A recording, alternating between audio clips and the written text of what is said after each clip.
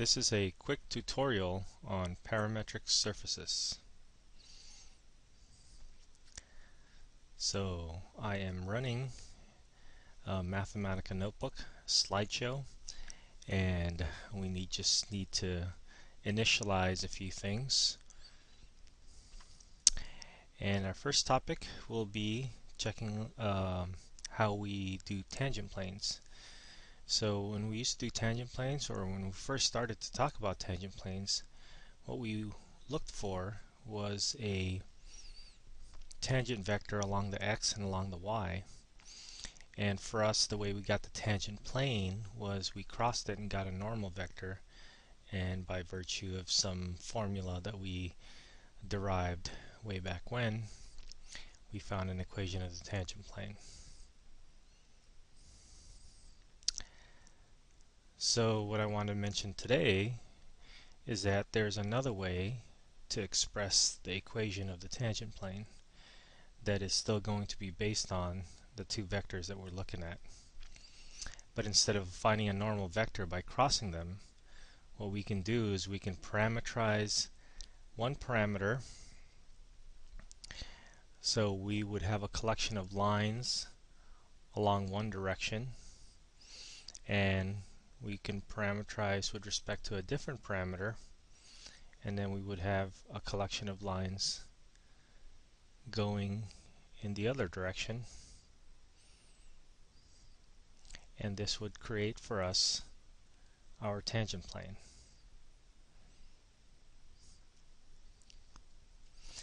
In general, we can parameterize planes as long as the two vectors that we're examining are not collinear. Linearly independent is another way to say that they're not collinear. We'll start off with a point P and two vectors that are not pointing in the same direction or opposite direction. Then you can parameterize a plane by taking your P and then adding one parameter times one vector and a different parameter times the other vector. So your parameterization will have two variables, and therefore we'll parameterize a two-dimensional object, which is going to be a surface. So this is the parameterization of the plane, kind of spelled out piece by piece or component by component. And they have the parameters s and t. So again, the idea, just like the tangent plane, is that with these two vectors that are not collinear, we'll have one vector creating parallel lines being multiplied by another parameter and another vector doing the same, and then you get the plane. So this is one way to parameterize a plane if you have a point and two vectors that are on the plane. The next parameterization we're going to look at is called the graph parameterization. Some people call it the Cartesian parameterization. And what we do is we take a function from R2 to R, so that's a regular scalar function that we studied, and that can be your z value.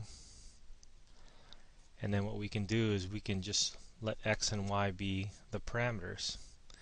So for the graph parameterization, it's kind of best to keep x and y there, but if you're using a particular computer program, like the graphing calculator program, they require you to use u and v, or some other programs that are written out there for the apps, Java applets, they require s and t.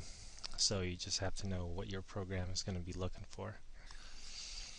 So this is the general parameterization for a graph parameterization.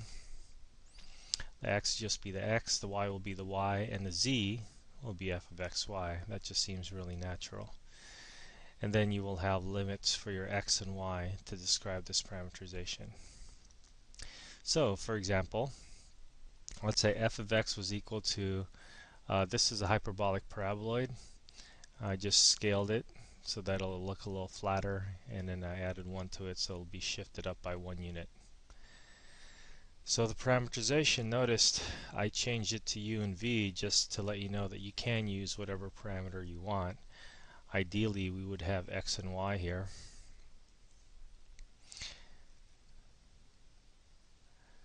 So that this will look just like a parameterization using the graph parameterization or the Cartesian coordinate parameterization. And if we graph this, it'll look like this. Now I tried to get this set up so that the mesh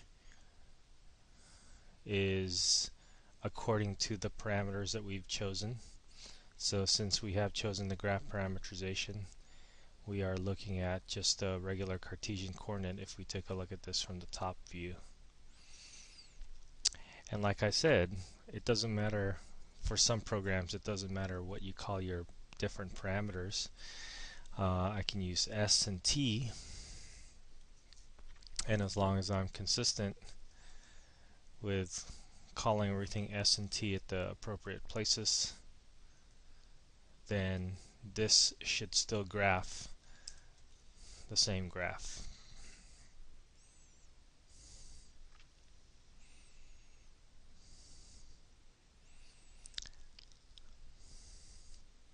Now down here is another example. This is a paraboloid, x squared plus y squared this time, and this is just the output of your graph parameterization.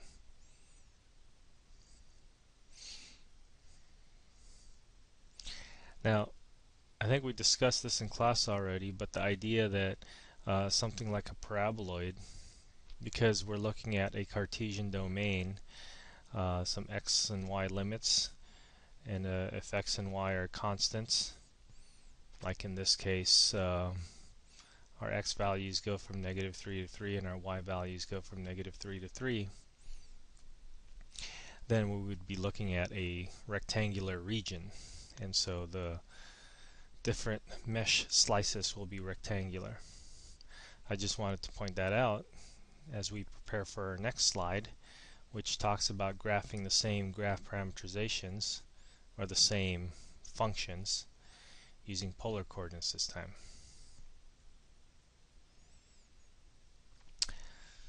So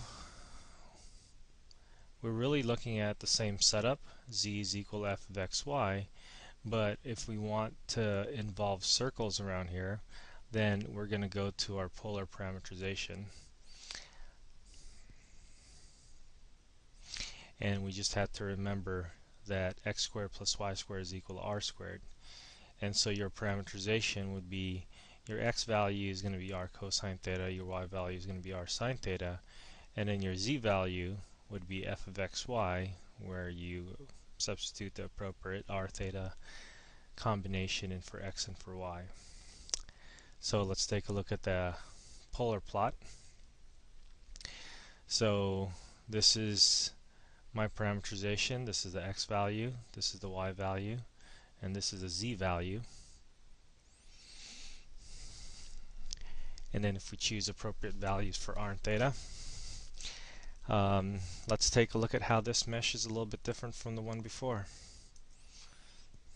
So as we can see, it looks, if we look at it from the top view, we see a circular region instead of a rectangular region. Furthermore, if you take a look at the mesh, we can see radial angles from the origin and radial distances from the origin. So this indeed is going to be our polar coordinate parameterization.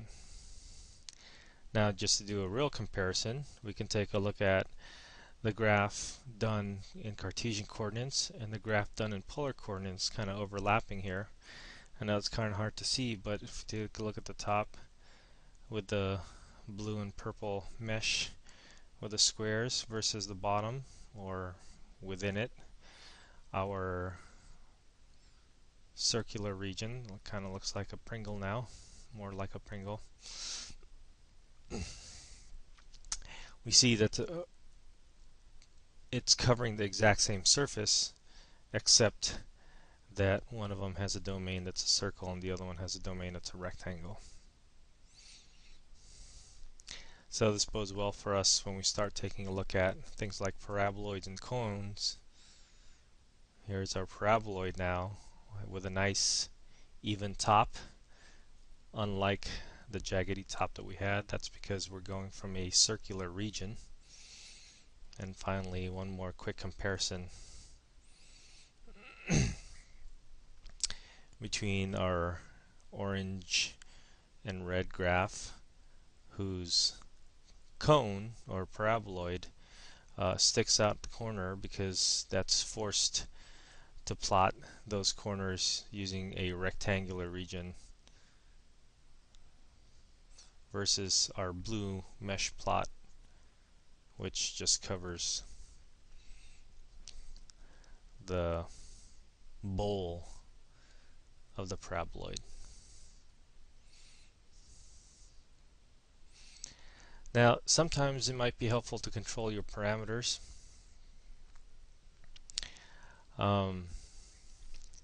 Let's take a look at an example where we're looking at a cone. Now, this is a cone opening along the x direction. You see the square root of x y squared plus z squared gives that cone, and then this is a negative, so this is going in the negative x direction. Let's say we want this cone from 0 to -2. So we'll use the polar plot, but this time we're going to do the polar coordinate plots along the y and the z. So y is equal to r cosine theta and z is equal to r sine theta. So if we restrict our r to go from 0 to 2,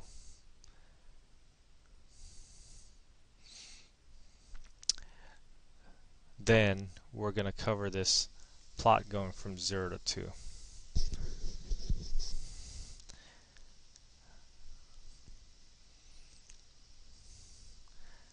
But if we want to restrict it, we want to have our parameters only go from 0 to 1, what we can do is, instead of just having an r there, like an r, an r, and an r to describe our radius, we can scale it by a factor of 2 so that our r limits would only go from 0 to 1. The other thing we could do is that instead of having our theta going from 0 to 2 pi, if we want, for some reason, our theta to go from 0 to 1, then we can change our parameterization so that all the terms that would have with a theta in it will get scaled by 2 pi theta. Will get scaled by 2 pi, so that your theta need only go from 0 to 1. So let's take a look at how this would be. It should still be our cone going sideways, the opposite of the x. This is the positive x direction right here in the front, and so the cone's opening towards the back, and it goes from 0 to 2 or -2 in the back. Although our parameterization, our parameters only went from 0 to 1, this r got scaled by 2, so it went by 2, and then our theta, which also goes from 0 to 1, got scaled by 2 pi, so that spun it all the way around. So that's just playing with the limits and adjusting your limits.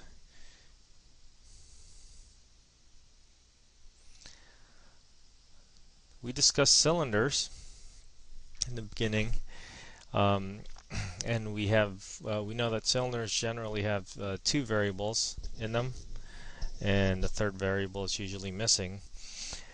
So the 2 variables would create a 2-dimensional curve on a pair of axes that would make a plane, and then the missing variable will be swept. We'll take that curve and sweep it along that variable. So that's how the cylinder is made. So in this case, we would just parameterize the two variables, and then the third variable that is missing will be its own parameter. We'll do the sweeping. So I think one of the first examples we talked about was a parabolic cylinder. It starts off with a parabola in 2 dimensions, and then this is going to get swept along the z-axis. So we would parameterize the two variables with just one variable, and we can call this t if we want, or s, and then the third variable, the one that's missing, would be its own parameterization. So it's natural to write the parameterization using the Cartesian coordinate variables.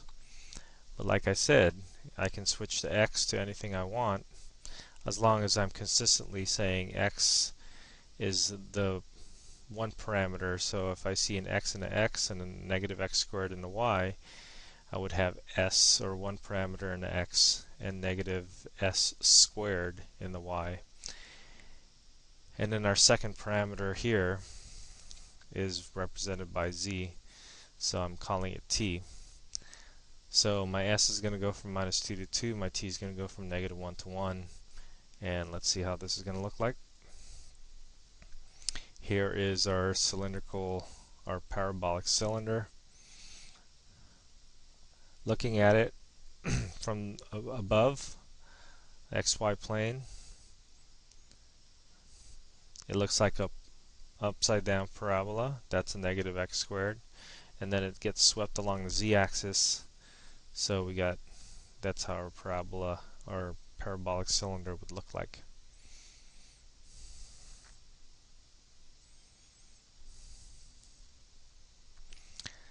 Now, circular cylinders are the common cylinder that we all know of, and if we take into account that idea that this is just another cylinder, we would parameterize the circle on 2 axes on a plane, and then we would let our third variable go up and down. So parameterizing circles would be best done by polar coordinates or with the sine and cosine. So in this example, a circle of radius 3 along the y-axis, which means the x and the z, would have that circle on its plane, on the xz plane. So we create a circle on the xz plane, and then our third variable is the y. So we can call that third variable t or whatever we want. I'm just going to keep it as a y because I'm looking at it from the graph point of view. So here I decided to use my scaling technique for my theta, or in this case I'm calling it my t, so that my t only goes from 0 to 1, and then my s is my other parameter, and I'm letting that go from -1 to +1.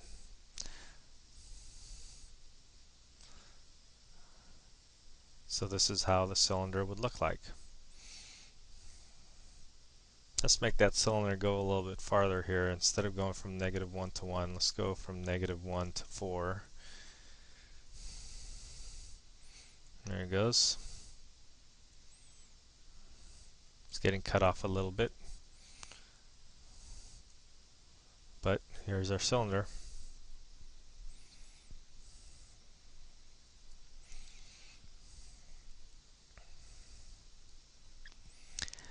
Now, if you're trying to parameterize a sphere, we have the spherical coordinates. The sphere that we would be parameterizing would have a fixed radius. So when we're talking about a sphere with a fixed radius, remember spherical coordinates involve 3 variables, phi, theta, and this other one that describes a radius called rho. But since when we're parameterizing surfaces, that these surfaces would have fixed radius, a fixed radius, so this won't be part of our parameterization when we're talking about the 3 variables or 2 variables that we're parameterizing. We'll just use phi and theta. So we had that little quiz with fruit on talking about how to describe a solid region. So take away the idea about our radius changing. Let's just have a fixed radius, then we're just left with phi and theta. So if we're looking at the top hemisphere, radius 2, and our parameterization would be the same polar coordinate parameterization, except we're going to let rho equal to 2. And then our limits then would be important here. So I rewrote that over here so that the theta is actually the s. So cosine theta, sine theta, and the x and the y. And the s goes from 0 to 2 pi. Our theta is going to go all the way around. Now the phi is t in this case. And since I only want the top half, I'm going to stop my phi, or my t, at pi over 2. So here's our parameterization, top half of the hemisphere. If I want to go all the way to pi, I would have the whole sphere. If I only want to stop at pi over 4,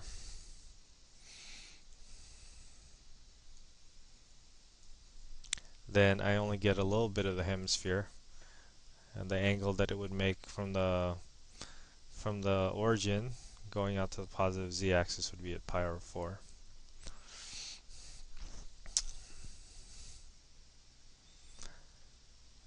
There's another short example of sphere radius 1. This time I'm centering my point somewhere else, and so in doing so I'm just going to add that vector to my parameterization. So 1 added to the first component, 2 added to the second component, and 1 added to the third component. What that's going to do is I'm going to get my sphere. If I want my whole sphere, I'm going to let my theta go from 0 to 2 pi and my t go from 0 to pi.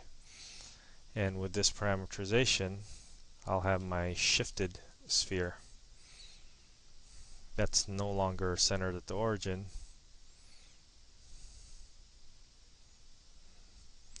but instead centered at the point 1, 2, 1.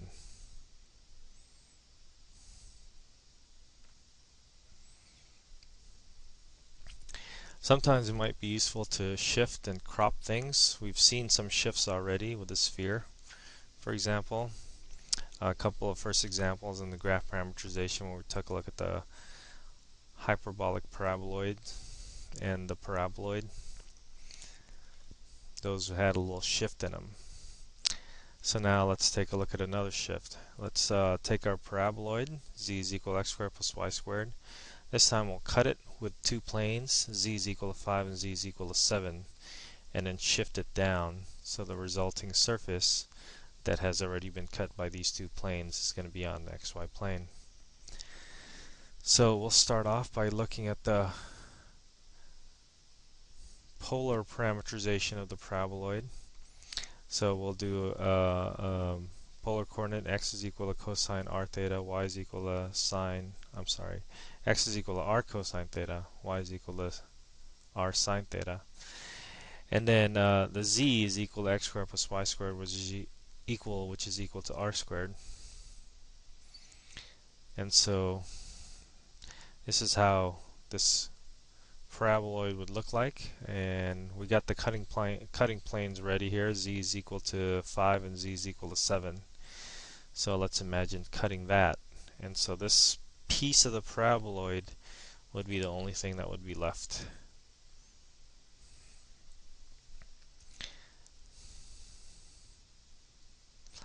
So now the way we're going to restrict this with the plane z is equal to 5 and z is equal to 7 cutting it, what that's going to do is it's going to give us when you set z is equal to 5 and z is equal to 7, we would have resulting circles with radius square root of 5 and radius square root of 7. So that's the radial distance from the origin, looking at it from the top, the x and on the xy plane. And so if we restrict our r to go from square root of 5 to square root of 7, then this is our r, by the way, then we're only going to get a piece of the paraboloid. So in this next picture we'll see this same picture, except we'll darken that piece of the paraboloid that we're trying to get. And here it goes right here. So this blue band over here is the actual surface that we want. So we get this paraboloid, we cut it with the planes, and then we throw everything else away except for this piece.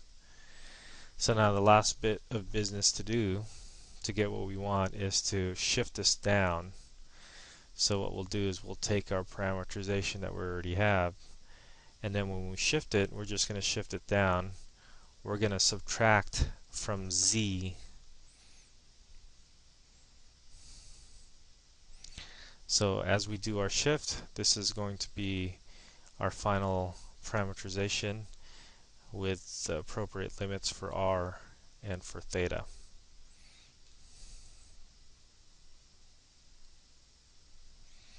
So here's the light paraboloid. That was the original paraboloid. And this is the blue paraboloid that got shifted down. So if that looks too confusing, let's just take that out. This is really what we're looking at. This used to be up a little bit higher. Now with this -5 on the z component, we're able to bring it down 5 units, and that puts the bottom of the surface on the xy plane.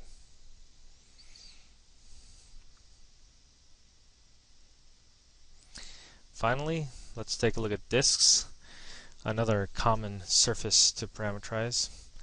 Disks are, well, simply they're planes. They're just planes with an appropriate domain. The domain is circular, so it's best to represent them with polar coordinates. For example, simple disk of radius 3 in the xy plane. We got our polar coordinate. X is equal to r cosine theta, y is equal to r sine theta, and on the xy plane our z is equal to 0. R and theta are two parameters, or you can call them u, v, or s and t. And if you want to circle the radius 3 going all the way around, then that should be easy enough to get. And here's your flat disk, which is a surface. It's really just a circle. And so parameterizing circles would just be r cosine theta, r sine theta, and then whatever plane we're looking at. So let's take a look at a disk of radius 2. At this time, let's put it on the plane y is equal to 1. So if y is equal to 1, then your parameterization should result, or should reflect, that y is equal to 1 business. That means the other two variables, or the other two the two variables x, r, in this case x and z, will be the polar coordinate r cosine theta and r sine theta. So now my x-axis, my y-axis, my z-axis, and when y is equal to 1, that's my circle, my disk.